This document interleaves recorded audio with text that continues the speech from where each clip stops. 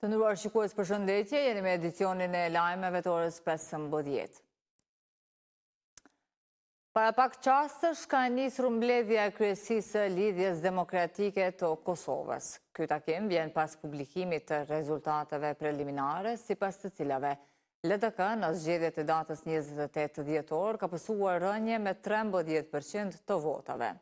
Vetë kreu i partisë Lumir Abdigjiku ka paralajmëruar se do ta therrasë mbledhjen e kuvendit të partisë për të reflektuar mbi rezultatin.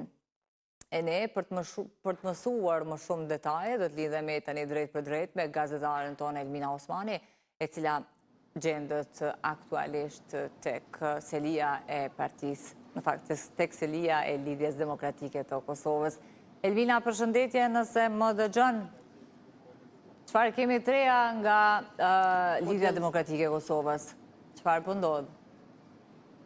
Po, Djelza, përshëndetje edhe për juve në studio dhe gjithë shikuesit e televizionit tonë.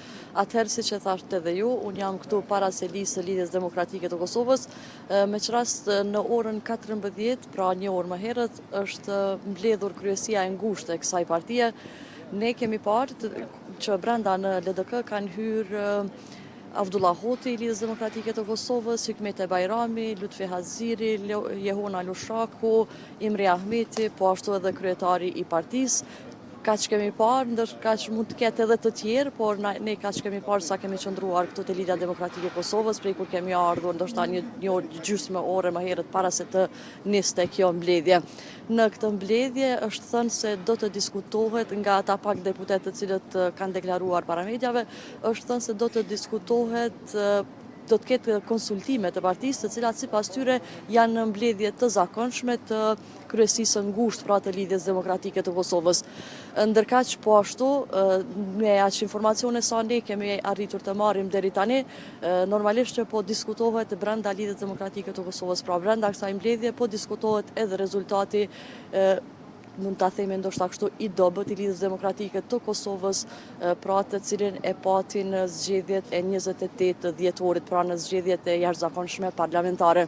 Ndërkaq të pyetur nga gazetarët nëse sot do të ofrohet dorëheqja e kryetarit të Lidhjes Demokratike Lumir Abdigjiku, se a do ta pranonin këta anëtar të cilët janë deklaruar, ata kanë qenë të rezervuar në këtë përgjigje dhe nuk janë përgjigjur, ndërkaq po ashtu është paralajmëruar se do të ketë edhe një mbledhje të Këshillit të Përgjithshëm të Lidhjes Demokratike në vazhdimsi pra gjatë ditëve të ardhshme. Ndërkohë, ne po presim këtu për të parë dhe për të kuptuar më shumë pasi që kjo mbledhje të përfundoj, ndoshta do të ketë deklarime për medje, ende nuk është shumë e sigurt pasi që një herë na kanë thënë jo, tani ka disa lëvizje se disa lajme se mund të dalë dikush dhe të deklarohet për media, të cilat janë të shumta pra për ta përcjellur këtë ngjarje këtu para Lidhjes Demokratike të Kosovës.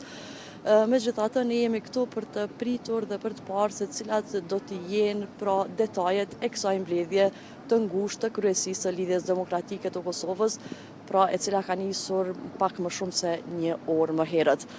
Kaq Djelza sa i përket të kësaj paraqitje, ne do të lidhemi sërish, me siguri pak më vonë, pasi të përfundojë mbledhja për të ju njoftuar publikun me atë se çfarë është diskutuar, apo edhe ndonjë vendim i mundshëm nëse është marrë sot në këtë mbledhje të kryesisë së ngushtë të Lidhjes Demokratike të Kosovës.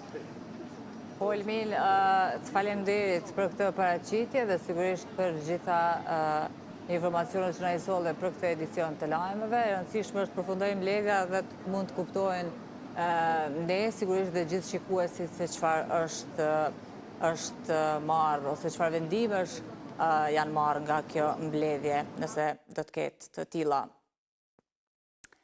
Sigurisht të nderuar shikues, se vazhdojmë të edicion të lajmeve me informacionet të tjera. Ambasadori i BE-s në Kosovë, Ajvo Orov, është takuar me ministrin në detyrë të administrimit të pushtetit lokal Elbert Krasniqi. Sipas njoftimit të zyrës së BE-s në Kosovë, në takim është diskutuar për rolin e qeverisë vendore të fortë dhe të përgjithshme në zbatimin e reformave. Zgjedhjet e fundit në Kosovë tregojnë se si demokracia vendore angazhon njerëzit dhe formoson politikat që pasqyrojnë nevojat e komunitetit përmes vendimarrjes pranë tyre, ka thënë Orov.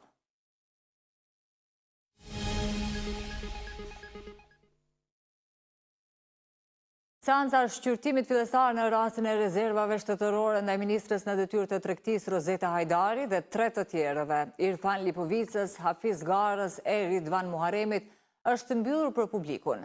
Vendimi u mor pas shqyrtimit të qëndrimeve të palëve për shkak të përfshirjes së materialeve që konsiderohen sekret shtetëror. Ndërkohë, vetë ministrja në detyrë, Hajdari, pas seancës deklaroi se ndihet plotësisht e pafajshme dhe e cilësoi procesin si tendencios nga prokuroria. Fillimisht në këtë seancë të mbajtur në gjykatën themelore në Prishtinë, kryetari i trupit gjykues Avni Sylla kërkoi nga prokurori dhe mbrojtësit e të akuzuarve që të paraqesin qëndrimet e tyre lidhur me atë nëse kjo seancë duhet të mbahet e hapur apo e mbyllur për publikun. Lidhur me këtë, prokurori special Valdet Gashi tha se qëndrimi i prokurorisë është që shqyrtimi gjyqësor të mbahet i hapur, përveç rasteve kur gjatë tij diskutohet për pjesë të cilat janë cilësuar si çështje sekrete nga ana prokurorisë dhe janë përfshirë në akt akuzë. Me përjashtim të situatave kur diskutohet gjatë shqyrtimit gjyqësor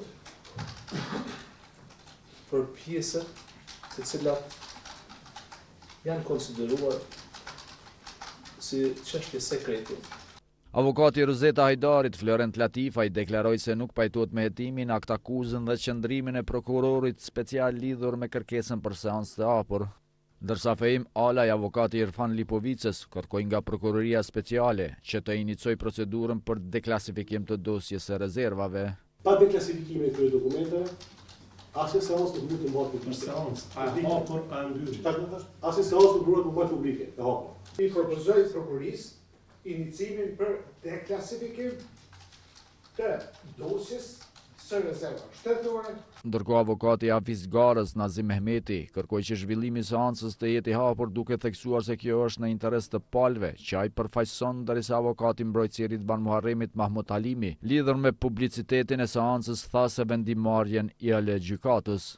Megjithatë, gjyqtari Avni Sylla, pas dëgjimit të qëndrimeve të gjitha palëve, tha se gjykata ka vendosur që seanca e shqyrtimit fillestar të mbahet e mbyllur për publikun, duke konstatuar se janë përmbushur kushtet ligjore për këtë, por që pas përfundimit të kësaj seance është deklaruar vetë Rozeta Hajdari, e cila ka thënë se ndihet krejtësisht e pafajshme duke e quajtur procesin si tendencioz nga ana e prokurorisë. Është një proces tendencioz nga Prokuroria Speciale e Kosovës, duke shkelur çdo procedurë ligjore, duke qenë në kundërshtim me ligjin për rezervat shtetërore dhe ligjin për mbrojtjen e informacionit të klasifikuar, ka iniciuar këtë akt akuzë ndaj meje. Prokuroria Speciale e Republikës së Kosovës më 11 nëntor 2025 ka ngritur akt akuzë ndaj Rozeta Hajdarit, Irfan Lipovicës, Hafiz Garës dhe Ridvan Muharemit për rastin e rezervave shtetërore. Sipas akt akuzës, Hajdari, Lipovica dhe Gara akuzohen për veprat penale keqpërdorimi pozitës apo autoritetit zyrtar dhe zbulimi i fshehtësisë zyrtare, ndërsa Muharemi për ndihmën në kryerjen e veprës penale. Sipas prokurorisë speciale, buxheti i shtetit është dëmtuar për rreth 2.9 milion euro përmes kontratave të negociuara në kundërshtim me ligjin për prokurimin publik për blerjen e grurit, vajit dhe sheqerit, ku një pjesë e mallit dyshohet se nuk është pranuar asnjëherë. Avokati i popullit Naim Çelaj ja ka adresuar një letër kryetares së dhomave të specializuara Ekaterina Trëndafilova, kongres shqetësime në lidhje me procesin që po zhvillohet ndaj ish-krerëve të UÇK-s, duke filluar nga masa e paraburgimit të zgjatur dhe pranimi i disa dokumenteve të dyshemta, të cilat pretendohet se burojnë nga Serbia pas vitit 1999. Në letër, Çelaj në mes tjera shpreh shqetësimin për kufizimin në komunikim, në vizitat familjare dhe monitorimin e vazhdueshëm gjatë paraburgimit. Avokati i popullit gjithashtu ka shprehur shqetësimin se dhomat e specializuara nuk i nënshtrohen asnjë mekanizmi vendor të monitorimit apo llogaridhënies, ndërsa veprimtaria e tyre sipas tij ka prodhuar perceptim të mungesës së barazisë para ligjit. Ambasadori i Gjermanisë në Kosovë, Rainer Rudolf, ka vizituar muzeun Moment, ku është njohur nga afër me historitë e të mbjetuarve të dhunës seksuale gjatë luftës dhe me punën e fondacionit Yahyaga në avancimin e të drejtave të grave, rinisë dhe të drejtave të njerëzit. Ambasadori gjerman, përmes një postimi në rrjetin social Facebook, bëri të ditur se me këtë rast ka theksuar rëndësinë e paqes së qëndrueshme, duke cituar mesazhin: "Paqja jon nuk do të jetë kurrë e plot pa paqen e tyre." A ju informua mbi rolin e muzeut në moment, i cili është ngritur me mbështetjen e ambasadës gjermane. Ish presidentja Yahyaga shprehu mirënjohjen e saj për mbështetjen e vazhdueshme të ambasadës gjermane, duke theksuar rëndësinë e bashkëpunimit për fuqizimin e grave dhe promovimin e të drejtave të njerëzit. Kryetari i Partisë Demokratike të Kosovës Bedri Hamza ka takuar ambasadorin William Walker, i cili i dha johon ndërkombëtare masakrës së Reçakut. Në ditët e nderimit për viktimat e masakrës së Reçakut, si çdo vit tjetër, ambasadori Walker është pranë nesh, ashtu siç ishte edhe në janarin e vitit 99, kur me guxim i dha johon botërore krimit serb në Reçak, dhe nuk lejoj që e vërteta të mbete e heshtur, ka shkruar Hamza në rrjetin social Facebook. Hamza më tej ka thënë se miqësia dhe kontributi i ambasadorit William Walker për Kosovën janë të jashtëzakonshme. Prokuroria themelore në Mitrovic ka ngritur akt akuzë kundër një mjeku nga vushtria për keqpërdorim të pozitës apo autoritetit zyrtar. Sipas njoftimit, mjeku akuzohet se në qendrën e mjekësisë familjare në vushtri, në cilësinë e personit zyrtar, si specialist i mjekësisë familjare, me qëllim që të përfitoj dobi pasurore, ka lëshuar raporte mjekësore sipas kërkesës së pacientëve, me qëllim që ata këto raporte mjekësore t'i përdornin për hapjen e pushimeve mjekësore. Pas lëshimit të raporteve mjekësore, sipas njoftimit të prokurorisë, mjeku i dyshuar ka pranuar nga 5 deri në 50 euro.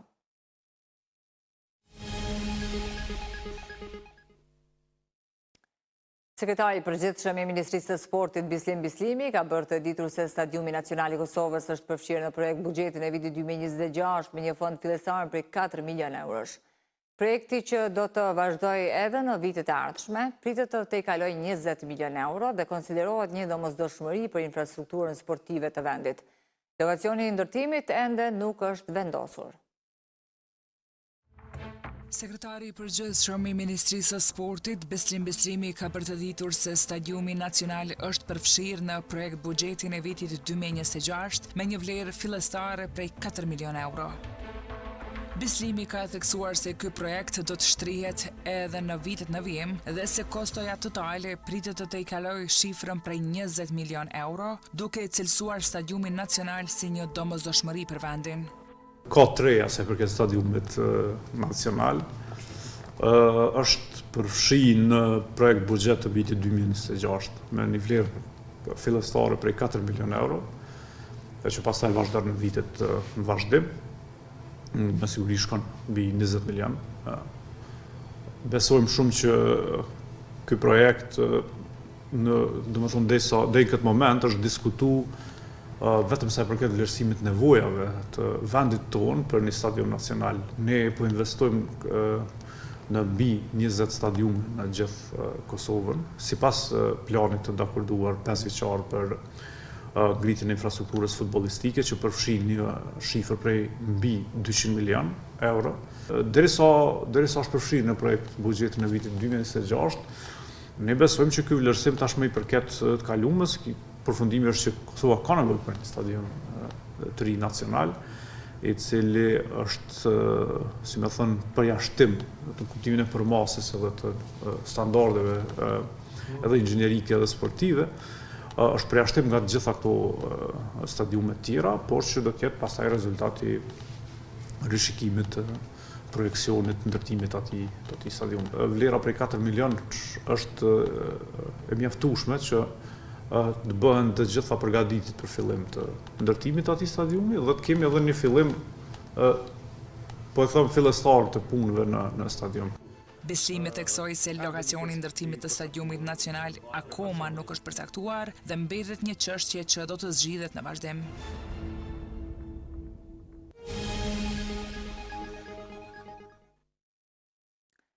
Presidenti Donald Trump i shqyrton reagimin për masat e ashpra ndaj Iranit, ndërsa Teherani deklaron se komunikimi me SHBA mbetet i hapur. Teherani zyrtar ka thënë të hënën se po i mbante të hapura kanalet e komunikimit me Washingtonin, ndërsa presidenti amerikan Donald Trump po shqyrton se si t'i përgjigjet shtypjes vdekjeprurëse të protestave barkimtare në Iran, që është një nga testet më të rënda të sundimit klerikal që nga revolucioni islamik i vitit 1979. Duke shtuar kërcënimet për veprime ushtarake, Trump njoftoi të hënën vonë se çdo vend që bën biznes me Iranin, i cili është një prodhues i madh i naftës, do të përballet me një tarif të re prej 25% për eksportet e tija në SBA. Ky urdhër është përfundimtar, ka thënë Trump në një postim në rrjetet sociale, pa dhënë detaje të mëtejshme rreth autoritetit ligjor që do të përdorte për të vendosur tarifat ose nëse ato do të drejtoheshin ndaj të gjithë partnerëve tregtar të Iranit. Irani tashmë është në sanksione të rënda nga SBA-t, ndërsa eksporton pjesën më të madhe të naftës së tij në Kinë, Turqi, Irak, Emiratet e Bashkuara Arabe dhe Indi. Udhëheqësit e Iranit, me ndikimin e tyre rajonal shumë të reduktuar, po përballen me demonstrata të ashpra që evoluan nga ankesat për vështirësi të mëdha ekonomike në rritje, në thirrje sfiduese për rënien e establishmentit klerikal të rrënjosur thellë. Grupi i të drejtave të njeriut me selim në SBA, Hrana, tha deri të hënën vonë se kishte verifikuar vdekjen e 646 personave, përfshirë 505 protestues, 113 personel ushtarak dhe sigurie dhe 7 kalimtar, ndërsa po hetonte 579 vdekje të tjera të raportuara, që nga fillimi i protestave më 28 dhjetor, 10.721 persona janë arrestuar sipas grupit. Ndëruar shikues, kaq për këtë edicion të lajmeve. Faleminderit për vëmendje, mirupafshim.